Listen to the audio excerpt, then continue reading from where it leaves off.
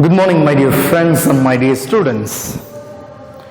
Today we are going to talk about a particular topic that we have already have a knowledge about it, but still would like to have a understanding of the particular topic. In 7th standard and in 8th standard, we might have had a little more knowledge about rules and regulation of the nation. To say in short, to run an institution, a school, other than the structure, infrastructure and the buildings and all the other things, very important aspect is the rule book. We call it as a diary, without which it's very difficult to function an institution. In the same way, without rules and regulation to function, to run a government is very, very difficult. Yes, before the independence of our nation, even the British government asked our Indian government leaders to form a rules and regulations that we may have a good understanding or good functioning of the government after independence. According to their advice, according to the decision, our Indian Constitution was framed.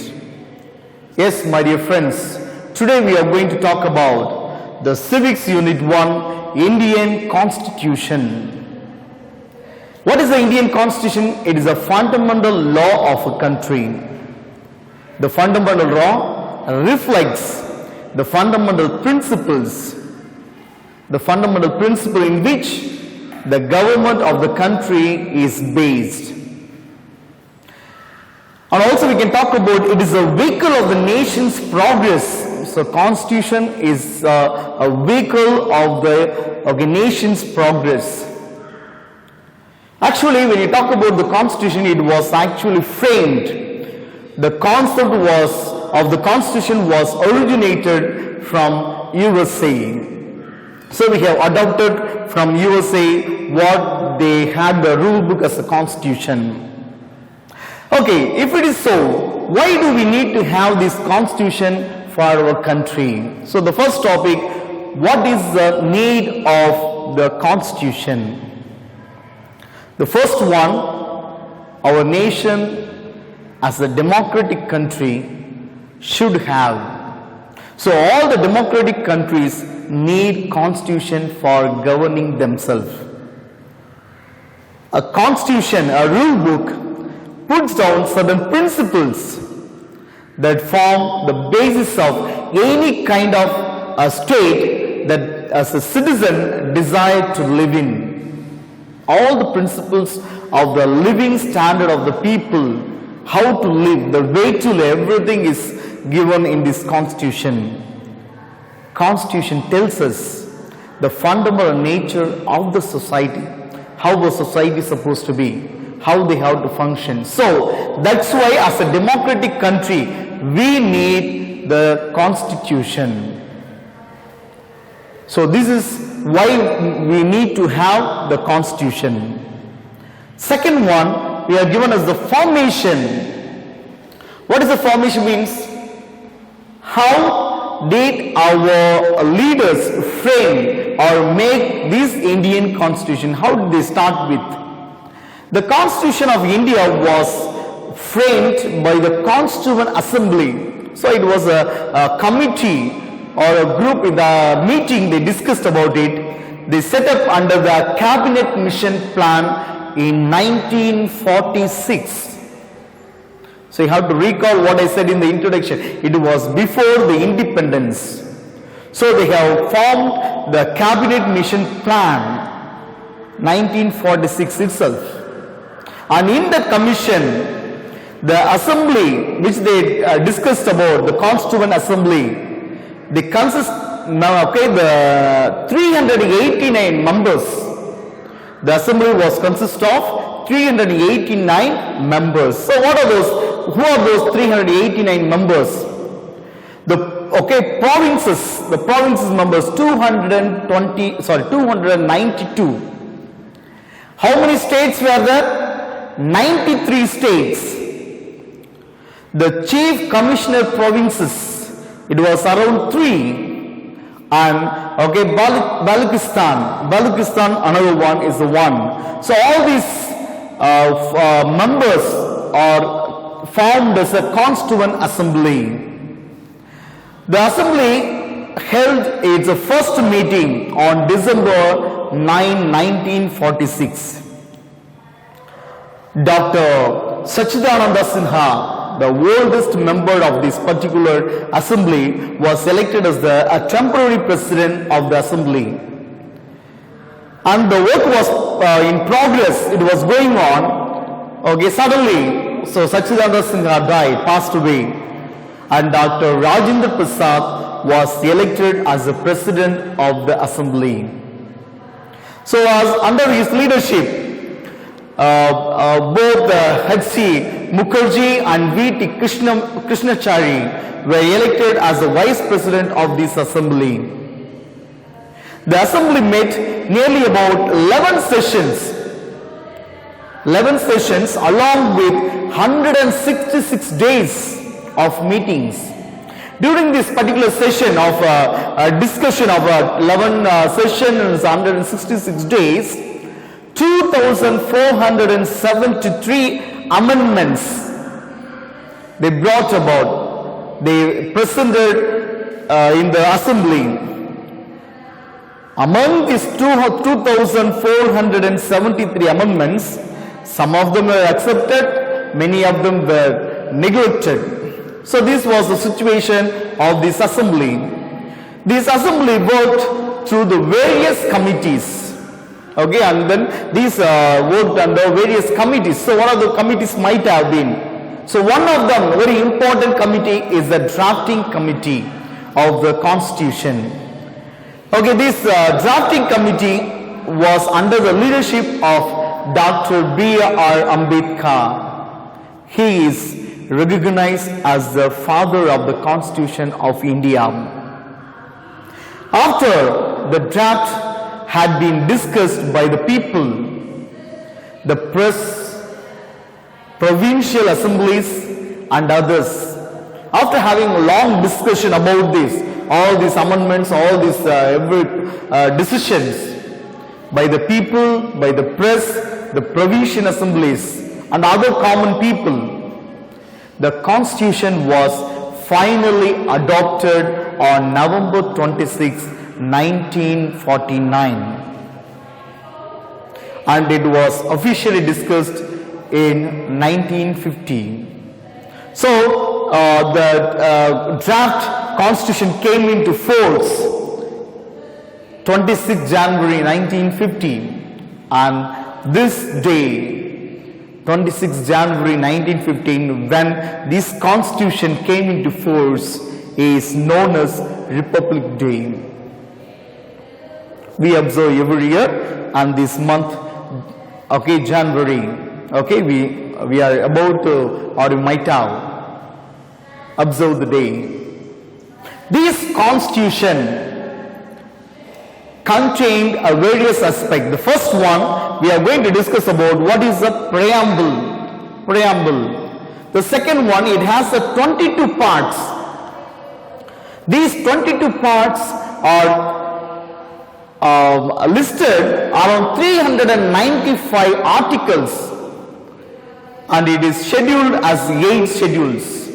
So these are what the Constitution contained. For example, like in our social book, okay, how many lessons are there in history, geography, civics and economics? In history, how many lessons are there? Under the lessons, how many topics are there? So it is like that. So it has a preface, the contents, who has written, what are the things that we are going to discuss in the particular subject. So that is the preamble, preface. Second one, 22 parts. We have history, geography, civics and economics, the parts. The third one, 395 articles. So under each lesson, there are some divisions. That is the article, and all these are scheduled as a group into 8 groups. So this is what, when you want to talk about what is the Constitution really, the content of the Constitution. The third topic what you are going to discuss is the features. What are the really important aspects that are in the Indian Constitution? When you talk about Indian Constitution, something different from all the other constitutions. Something we can talk about Indian Constitution other than the other in countries' constitution. Okay, what is the concept is? First one, it is the lengthiest written constitutions of the world. So we always have at least one page in any one of the aspects. So first one is it is the lengthiest written constitution in the world. And when you talk about it, it is borrowed most of the provisions from the constitution of other countries. So already constitution were existing in other countries, and we have adopted some of the particular provisions from other countries. Our Indian constitution, when you talk about it, is partially rigid, partially it is flexible. Rigid in the sense very stubborn, very standard. Okay, stands for it. Flexible means adjustable. Okay, in this situation we can adjust ourselves. That's the concept we are talking about. Another feature is it is a federal system of government, centralized. How is our government is? We have a central government. It is linked with all the state government. So it is a centralized or federal system of government. This constitution makes India as a secular state. What does it mean by secular? We can practice whatever religion, whatever culture, okay, all we can talk, we can speak whatever languages we need. So secular. Constitution provides an independent judiciary. We talk about three types of wings of the parliament. That is, we have executives, legislature and judiciary. So judiciary is a separate wing and is an independent wing. It is given, it is one of the feature of the constitution. And it introduces, Indian constitution has introduces universal adult franchise. What is the universal adult franchise? All those who are attained the age of 18 are eligible to vote or expose their own eligibility. They are becoming a free, independent. They are becoming capable of thinking, analyzing. So that's what so we are eligible to vote at the age of 18. So that's what universal adult franchise, which is given in the Indian Constitution. Okay, this is what we can generally we can talk about what the Indian Constitution is. Now we are going to talk about, already we talked about 4 aspects. The preamble, okay, and then the articles, schedules, and also we talked about 22 parts. So when you talk about all these 4, what are the things contained? The first one, when you say, what is a preamble? When you say preamble, it is a preface, the introduction of the Indian Constitution. Actually, when you talk about this preamble, it consists of ideals, it consists of objectives, it consists of basic principles. And this has a great value. This preface, this preamble has a great value, and it is being described as the key to the Constitution. Because everything that is contained in the Constitution is just summarized. That's what preface is. So everything is there. So it is called as a key to the Constitution. Now this preamble to the Indian Constitution is based on the objective resolutions. What is it mainly about? It is objective resolutions. It was written and it was drafted by Pandit Jawaharlal Nehru. And it was adopted by the Constituent Assembly only on January 22nd, 1947. So 1946, the Assembly was already more or less, they have completed, and they have, in the 1947, Pandit Jawaharlal Nehru has written a preface for it, that is a preamble is given by him, and 1950, it was being originally as accepted as the Indian Constitution. And this Indian Constitution has been amended once by the 42nd Constitution as Amendment Act of 1976. Amendment means we can talk about changes, reformation, some corrections. So that's what called as amendments. We'll talk little later what is this amendments are. Okay, so when we talk about in this particular 42nd Constitutional Amendment Act of 1976 added 3 new words to the Constitution. Very important and very relevant to talk about at this present situation. What are those 3 aspects? Socialist, secular, integrity. Very important aspect. Socialist, secular and integrity. So these 3 particular words are added in the 42nd Constitutional Amendment Act of 1976. To talk more about the preamble begins with the phrase, a phrase in the sense, the way of addressing. It's how it starts. We, the people of India. So it is not about the drafting committee they are. So Indians should follow. We are taking a responsible. So Pandit Jawaharlal Nehru has written with this particular phrase, we, the people of India. And thus we can say that the people of India are the source of our Indian Constitution. So we are the source. It is not a particular team has written, drafted. It is not the Prime Minister has brought about it. It is the people. We are the source of our Constitution. This preamble of our Constitution states, India is a sovereign, socialist, secular and democratic republic. So all the words that are very important aspect is India is a sovereign, socialist, secular, democratic republic, and its aim is to secure to all Indian citizens social, economical and political justice. So in 3 aspects, what are those? Social, economical and political justice. So we are, all of them are equally able to attain or achieve this justice. So that's what the preamble gives us all about. So we, the people of Indian, that makes us what? The citizens, the citizenship. So what the Constitution talks about the citizenship. What are things we can understand, learn about the citizenship in the Constitution?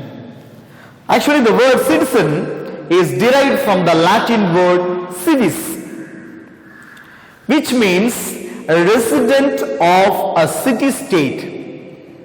As resident of a city-state, it is called as civis in Latin, means civis in Latin. So from the particular term, we have derived the citizen. The Constitution of India provides a single and uniform citizenship for the whole of India. What does a single means?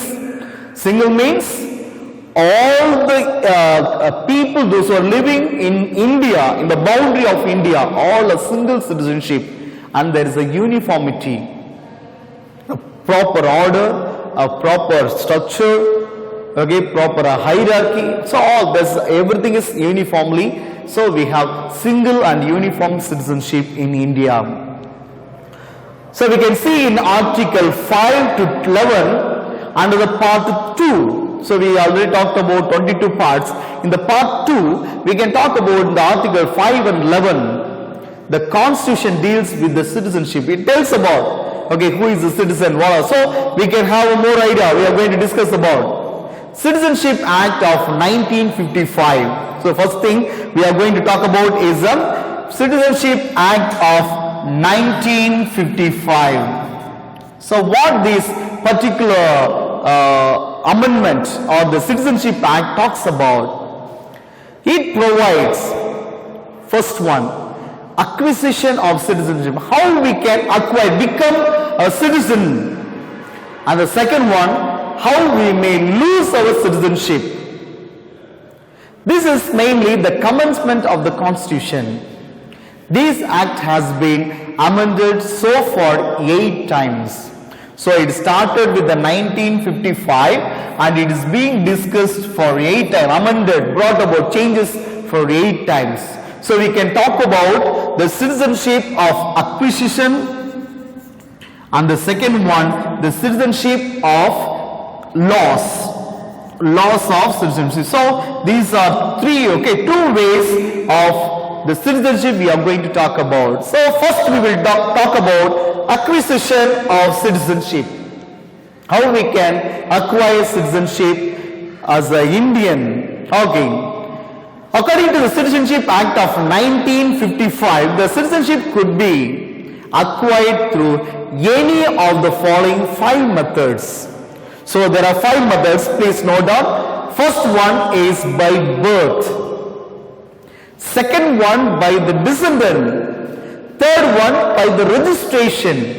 Fourth one is by the naturalization. And fifth one is by the incorporation of territory. So what is by birth?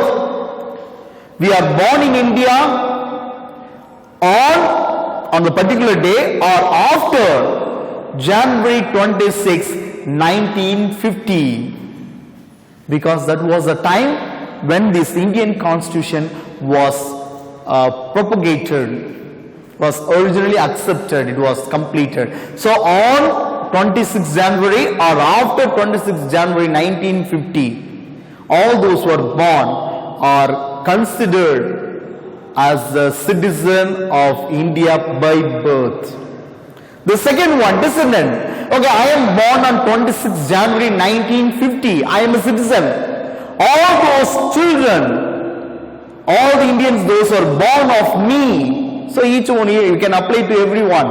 All those who are born of a particular person, all are called as the Indian. So by descendant, a person born outside India, not only here, I am a citizen of India, I go to America, I live there, all those who are in my family, my children, all are called as a citizen of India till they acquire citizenship. So we will talk about it. Okay, so that's what, this is also called as on or after January 26.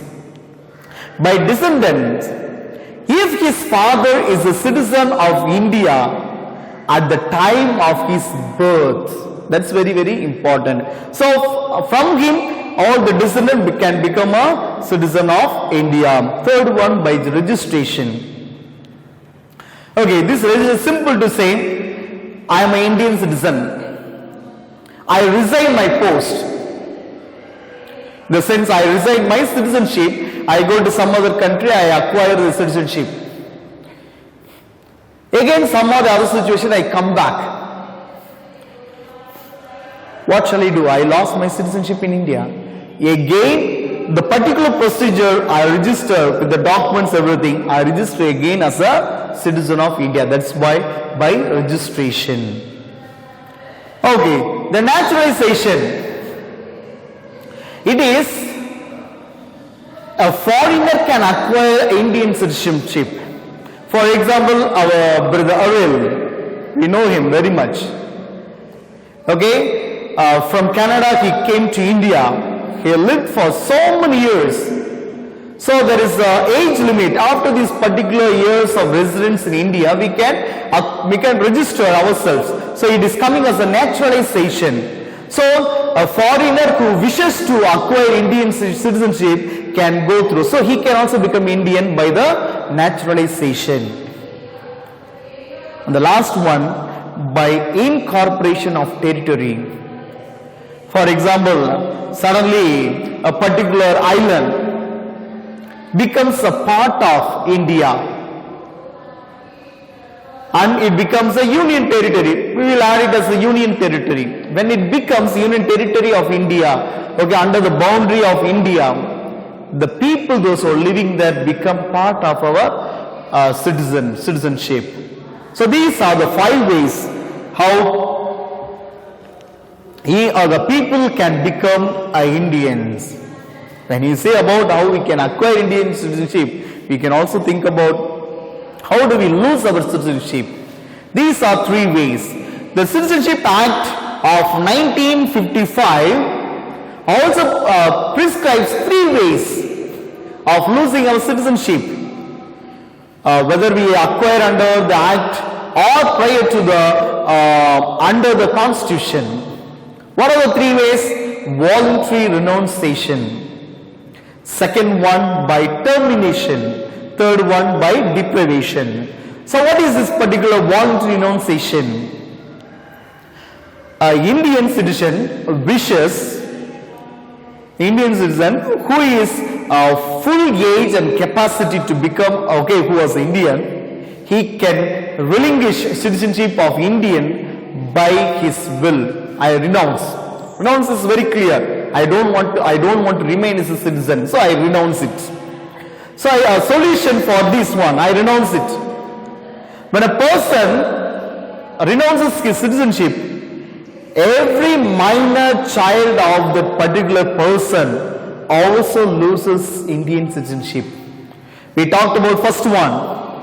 How we become citizen by birth, and second one by descendant.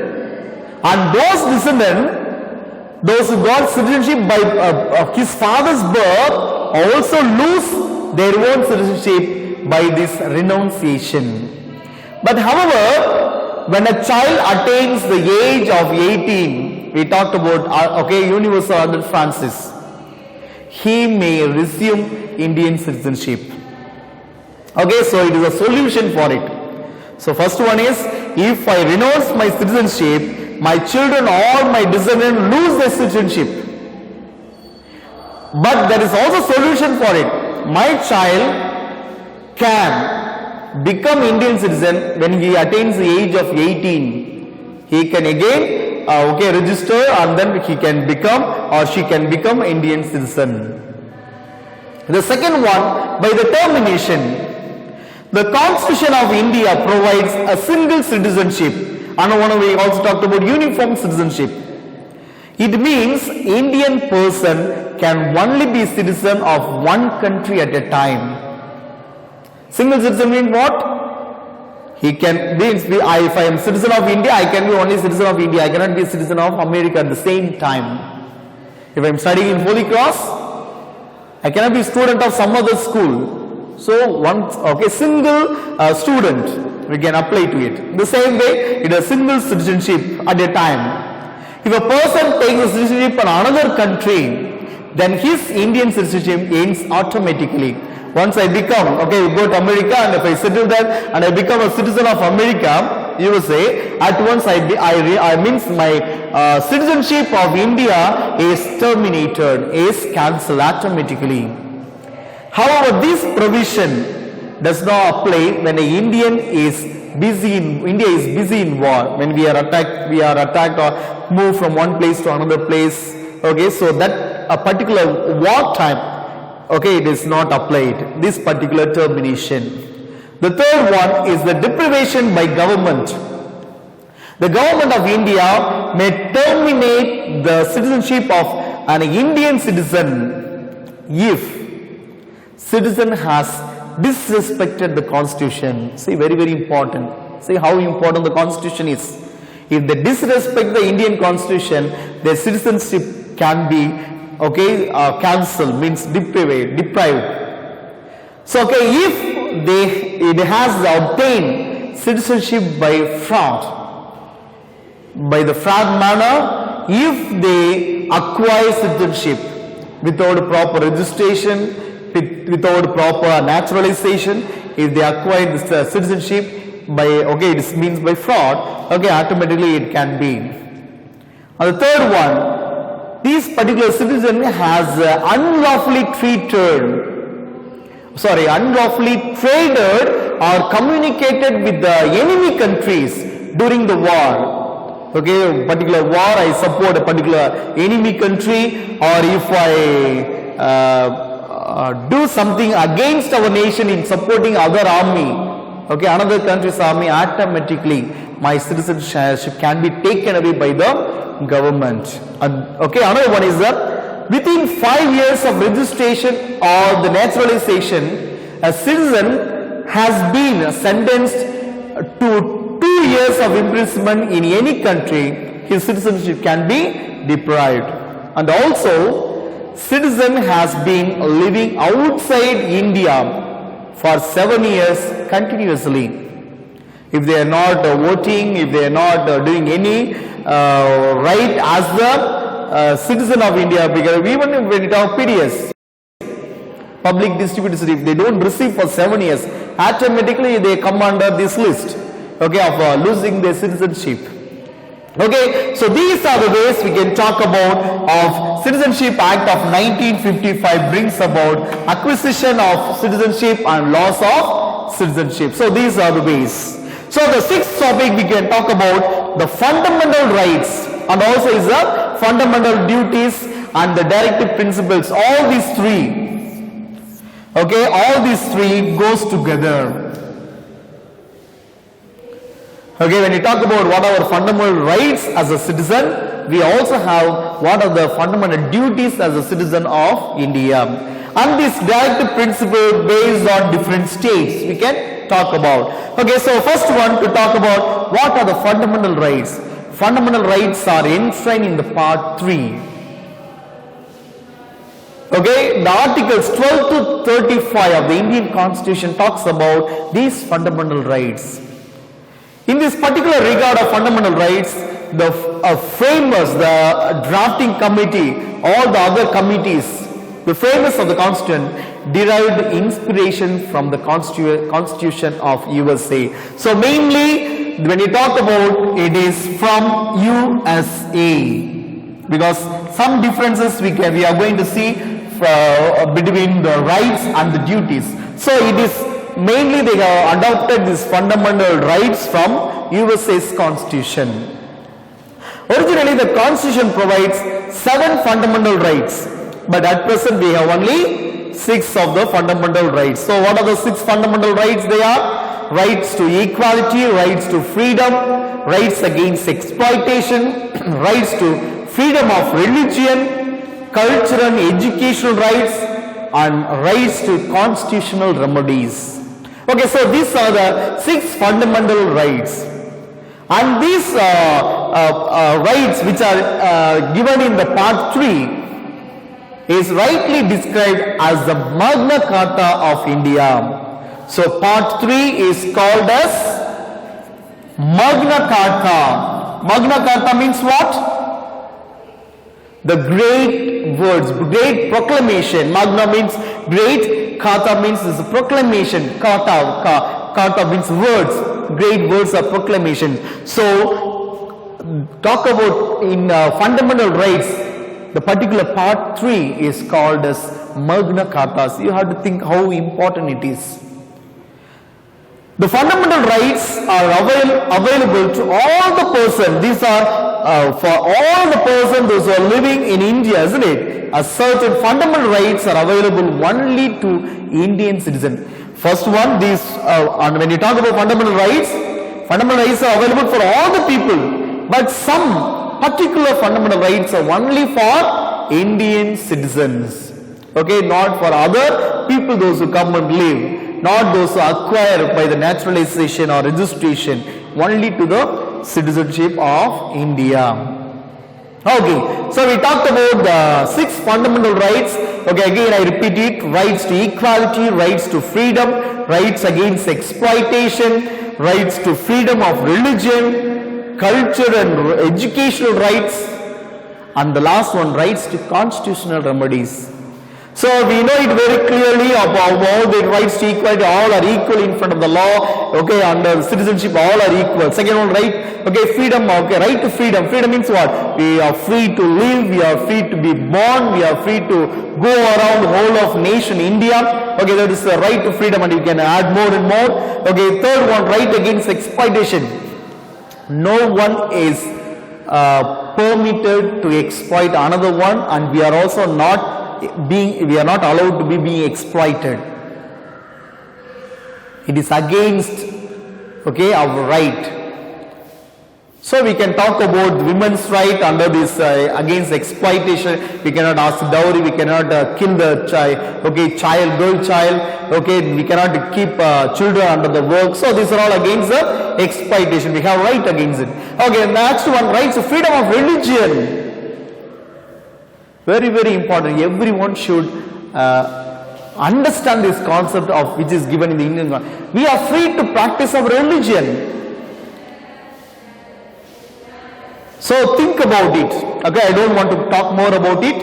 You have more knowledge about it, learn from various aspects of source.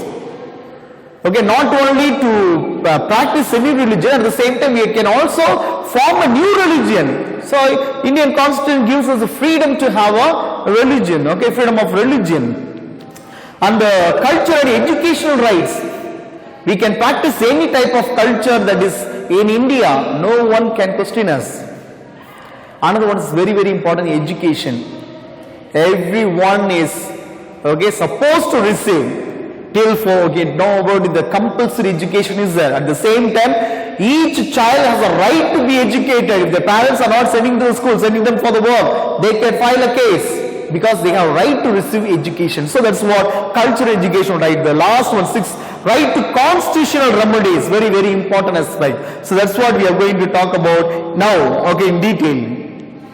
Right to constitutional remedies which are mentioned in the part of the fundamental rights in the part 3, article 32 it is talking about, according to the article 32 to 35, which is giving about the constitutional remedies. Empower the citizen to move to a court of law in case of any denial of the fundamental rights. That's what the constitutional remedy is supporting. If they are denied to attain any rights, we can go straight to the court. That's very, very important. That's why we are going to talk a little more detail about it. According to Dr. B.R. Ambedkar, article 32, which is giving about the constitutional remedies, is the heart and soul of the Indian Constitution, or heart and soul of our Constitution. See how important it is. Both the Supreme Court and the High Courts are empowered to issue 5 kinds of writs. What does a writ means? Writ is an order or command issued by a court in writing. A written order given by the court is called as writ. Okay, that's why the Supreme Court is called as the guardian of the Constitution. So underline all these concepts. The Supreme Court is called as the guardian of the Constitution. So these courts give about 5 kinds of writs. Okay, habeas corpus. Second one is the mandamus. Third one is the prohibition. And the fourth one is certiorari. And the fifth one is quo warranto. So in short, just we can have a just analyzing of what is this habeas corpus. Habeas corpus is a court of that particular jurisdiction sends an order to the police station or to the government to release or to produce a reason if a person is arrested by mistake. So this is one way. On the other way to say it is which safeguards the people who are arrested illegally. So that is what habeas corpus. Second one is a mandamus. When you talk about a mandamus, it's a court order. Okay, it protects a petitioner. I file a complaint about a particular person. He may be in a particular authority or high position. He can do anything to me. So in the fear, I ask the government to protect myself, safeguard myself. Okay, that's what. With the legal help to get his work done by respect to public authority. Through the public authority, with the protection, I go proceed in my particular cases or something. That is what called. So the order is given by the court. So it is called as a mandamus. Third one is a prohibition. What is a prohibition? The subordinate court from acting beyond its jurisdiction. A particular subordinate court, may be called as a district court, high court, functioning beyond his jurisdiction is called as a prohibition.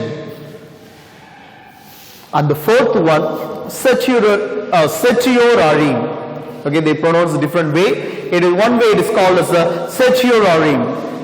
What is a certiorari? The suppressing an order issued by the subordinate court by overstepping its jurisdiction. A subordinate court gives about, and instead of going to the high court, straight away that is being issued, go to the Supreme Court. These are called as this order. Okay, gives, for example, high court is giving to a state particular district court, not to discuss about this particular issue in your court, straight away take it to the Supreme Court. So that particular order given by the court is called as certiorari. And the fifth one, quo warranto. Quo warranto is a prevents a violation of public office through the illegal manner. So these are the 5 writs which are given by the court. Okay, so this is what we can talk about this. And there is also suspensions of the fundamental rights. We are talking about fundamental rights. So there is also suspension. President can suspend other fundamental rights through specific order. These order must be approved by the parliament. So president can suspend particular rights, but this has to be approved by the parliament. For example, when a president makes a proclamation of emergency under the article 352, the freedom guaranteed under article 19 are automatically suspended. So that's what we are giving about. So we talk about various powers. We talked about the emergency, state emergency, national emergency. We talked about another financial emergency. In this particular situation, he can do some cancellation. It has to be with the approval of the parliament. That means parliament, 2 houses. Okay, that's what the suspension also is possible with by the president with the approval of the parliament. So this is about, we can talk of fundamental rights. Thank you.